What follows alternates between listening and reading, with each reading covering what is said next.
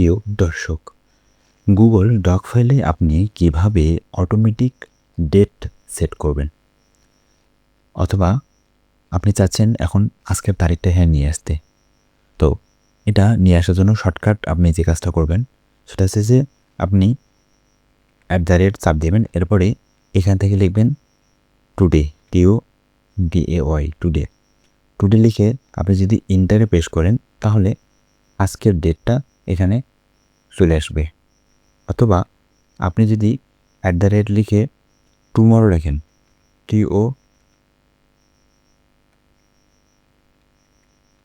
টুমরোস date,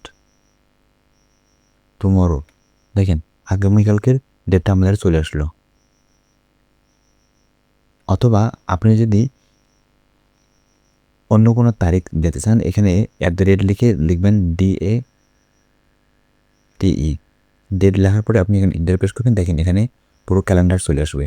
এখান থেকে আপনি সিলেক্ট করতে পারবেন ডেট, সেই সাথে আপনি সিলেক্ট করতে পারবেন টাইম, কোন টাইম আপনি সিলেক্ট করতে চান সেই সাথে এখানকার টাইম জোনও আপনি সিলেক্ট করতে পারবেন। আপনি কোন এলাকার বাসিন্দা সেই টাইম জোনটা এখানে সিলেক্ট করে দিতে পারবেন। ঠিক আছে, তো এভাবে মূলত আপনি শর্টকাটে গুগল ডক ফাইলে টাইম অ্যাড করতে পারেন। ওকে, তো এই হচ্ছে আমাদের সম্পূর্ণ প্রসেস।